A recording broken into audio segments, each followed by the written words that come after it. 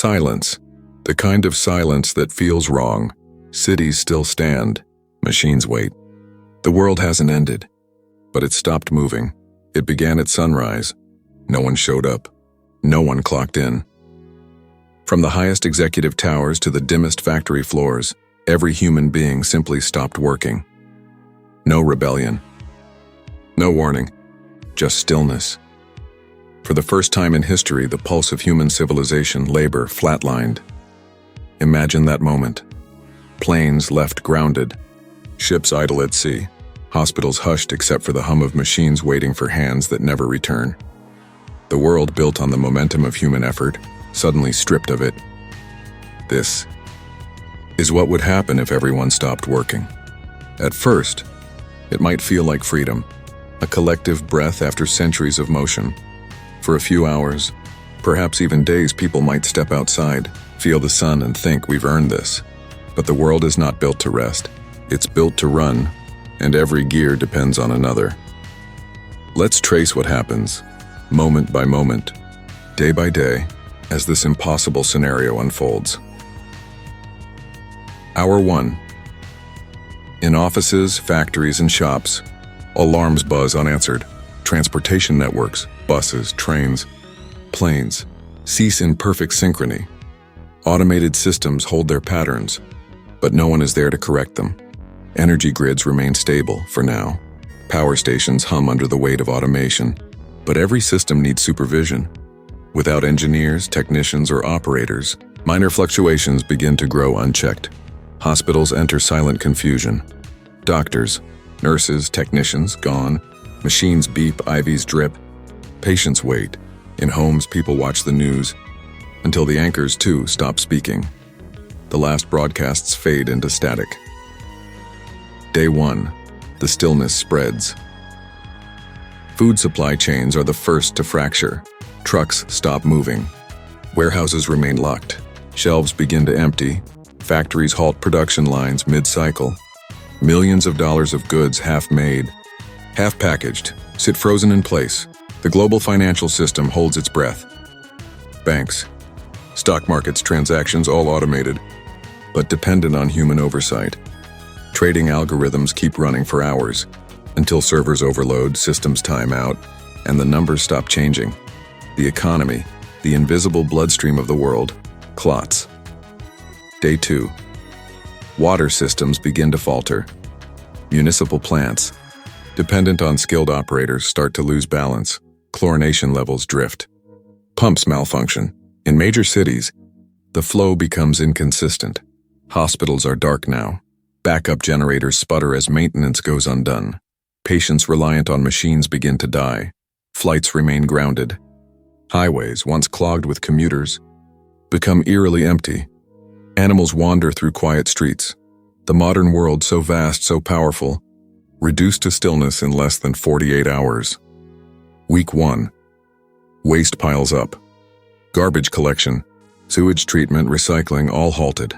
The first smells of rot creep through the streets. Without workers, supply lines crumble completely. Grocery stores empty. Pharmacies run out. Fuel stations dry up. People begin to panic. The realization sets in. Not working doesn't just mean no jobs. It means no survival. Those with gardens, wells, or stored food cling to them. Those without start to wander. Crime rises, not out of greed, but hunger. The great cities, once centers of opportunity, become cages of scarcity. Month 1. Electricity begins to fail. Power grids, dependent on constant human calibration, fall into chaos. Transformers overload. Lines fail. Nights grow dark.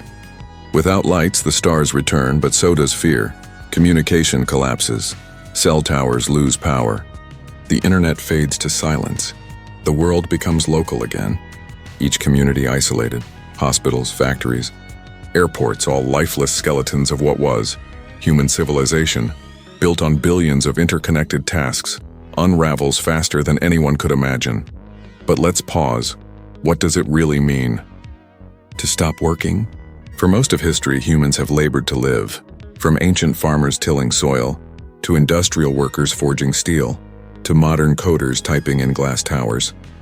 Work is the heartbeat of civilization. It builds shelter. It creates food. It connects worlds, and yet for centuries, we've dreamed of a world beyond it, a utopia of machines doing the labor. While humans live in leisure, science fiction called it the post-work society. But what happens if we leap there suddenly, before we're ready? Work isn't just effort, it's structure. It's the invisible fabric that keeps billions moving in rhythm. Remove it, and humanity loses coordination. Think of an orchestra. Every musician plays their part. The result is harmony. Now imagine every musician walking off stage mid-song.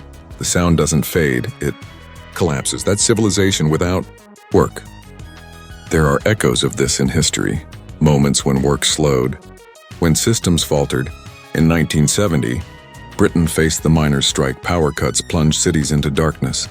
In 1973, the OPEC oil crisis showed how one interruption could shake the entire global economy. In 2020, the world paused during the pandemic, revealing how fragile our logistics truly are. Each event showed a truth. When people stop working, the world trembles. But in all those times, recovery was possible because not everyone stopped. Some kept the lights on. Some kept the food coming. Some kept the world turning. In our scenario, no one does. And the result isn't just inconvenience, it's collapse. Let's go further. 1 year later, nature reclaims what humans abandoned. Grass breaks through asphalt. Animals roam through empty cities. The air clears.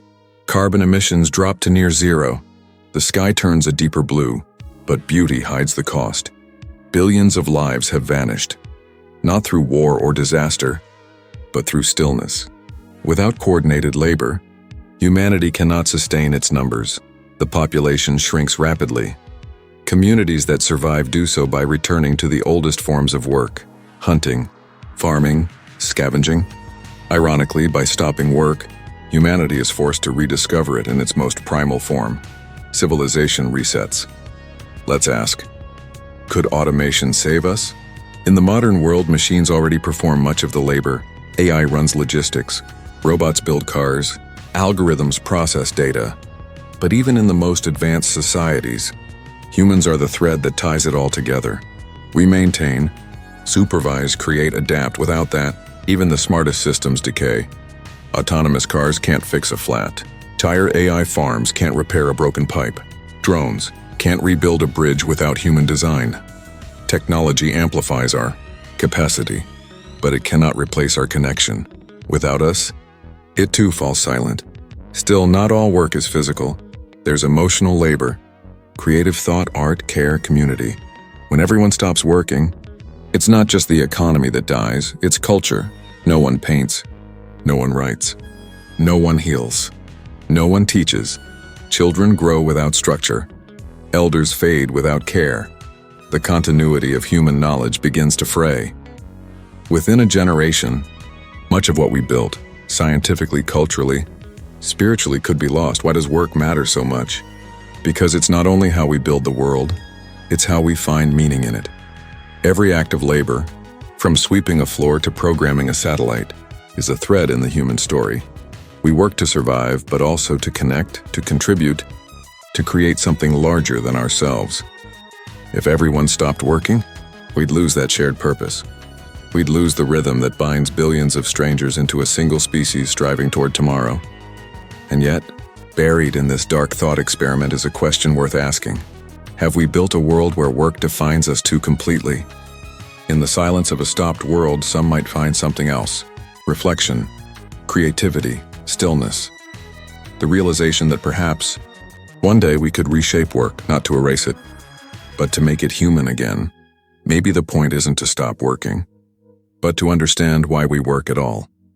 Let's look again at our imagined world. Months, years after the Great Pause. Civilization is fractured, but not gone.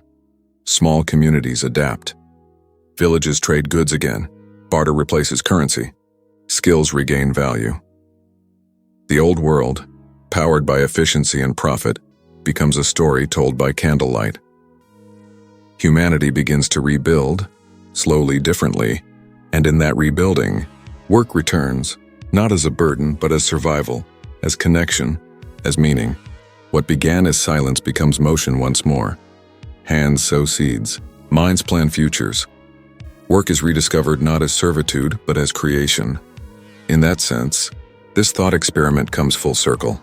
If everyone stopped working, we would lose everything we know only to rediscover what we forgot. That work is not just what we do, it's what we are, but this scenario also leaves us with one haunting question. The world depends so completely on work to survive. What happens when the workers decide the world itself needs to change? What if next time humanity doesn't stop working by accident, but by choice?